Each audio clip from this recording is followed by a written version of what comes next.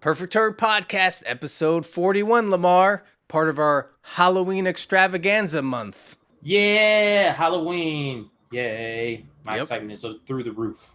Well, we watched two very interesting movies this week, See No Evil 1 and See No Evil 2, starring WWE Superstar Kane. Glenn Yes. Jacobs is his real name. Oh, okay. Cool. All right. Yep. Number one. Yeah. We'll get into the plot of that. That one is basically Kane. As a child, his mother was very religious. Sin and all this kind of stuff. Kept him in a cage. Yeah. And so he grew up to kind of smite people that he thought were very sinful and everything like that. Yeah. And the movie starts off where it's a girl who had her eyes gorged out. And the movie starts off like that, like getting into the violence. Two cops, they come on the scene. They're trying to save this little girl, or she's like 15 or whatever.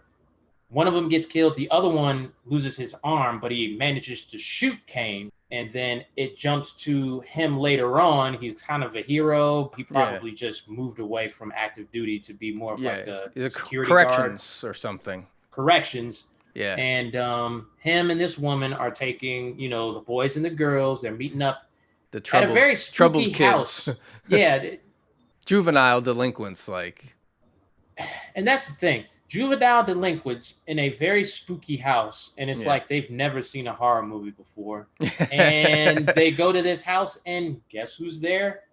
Kane. Yep. Yeah. And he just kills, because you needed a way to get a bunch of kids together in a house so he can go on a killing rampage. That's the whole movie. That's it. Basically, that's it. And then, number two. What's number two? Yeah. Well, the thing is, you think he's dead at the end of the first one, but 7 years later, someone decided to make See No Evil Part 2. Yeah. And it just picks up right where the last one left off. So he's getting transported to the local morgue. Mm-hmm. And you have the medical examiner girl who's played by Danielle Harris. So anyways, basically, they're getting all these dead bodies coming in from the murder that Kane did in the first movie. So she decides to stay extra working at the morgue. So all of her friends and her douchebag brother come to the morgue because it's also her birthday, to celebrate her birthday since she can't leave work. Well, Kane is not dead. He's alive. And now he's just killing everybody that's trapped in the morgue with him. And that's basically that movie. We have to find a way to get young people in a building to kill them for Kane. And that's the premise.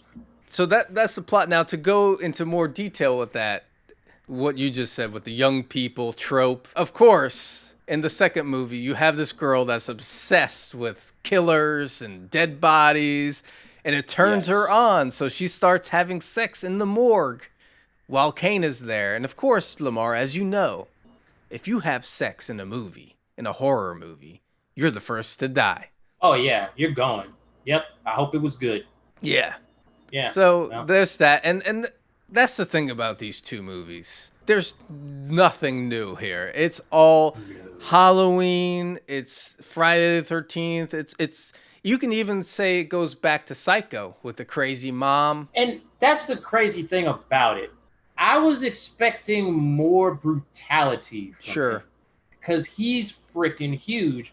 But in both of these movies, it was just, I guess in the second one, they turned it up a little bit. One person dies because he pushed a dresser into them. And I'm just like, that's not exciting at all. I think the fact that it's a WWE produced film and you have a WWE superstar in there, they're trying not to go too over the top with it because they want to make sure they have their big audience, I think. Yeah, I guess. But it's a missed opportunity because he is so physically imposing and he's good for that part. And they don't give him a lot to do. They don't give him a lot of lines, which was smart, because a lot of times when, wrestlers get put into movies because they have popularity as wrestlers. And sometimes you wonder why they're giving so many lines to some of these guys. Some of them are good, but some of them shouldn't have so many lines. They limited Kane to the least amount of lines, but then they didn't take advantage of the thing that he actually had going for him, which was his physically imposing look and everything. Yeah. Yeah, he could have been really doing some stuff. Breaking people in half, doing Yeah. all that kind of stuff, like showing feats of strength. But Right. they never really do that. And No. it's like, and you're just like, oh, well, I guess he's just killing people like, somebody else would. So Yeah. And when you compare him to like a Michael Myers and Jason Voorhees, like if you just took the images and put them side by side, you say, man, this guy looks like the real monster. he's the last boss on a video game. Yeah. And it's no bullshit. He's an actual monster of a human being. And why wouldn't you take advantage of that? So missed opportunity there. So we're going to rank an average ranking of the two movies together. But first, which movie did you actually like best? Shockingly, I liked number one. Okay. Here's why. Because they got straight to the point. Because I thought they were going to like really turn it up a notch after the cops came in and everything like that. And I feel like the pacing to me was a little bit faster. They didn't really give too many of the kids like backstories, not too much. Right. The second one, it was like an episode of Dawson's Creek, and we throw Kane into it, and I don't care about that stuff. Okay. I want to see the horror, and I'm not even a horror like junkie, but I was just like, because like you said, if we're going to expound, number two, the main character, she's not living up to her potential. Yeah. Like her brother thinks she should be, and that then was a gives dumb the part. brother, gives the guy that she's kind of into like a talking like, you shouldn't be with her. She has so much potential. I'm like, I don't give a who cares?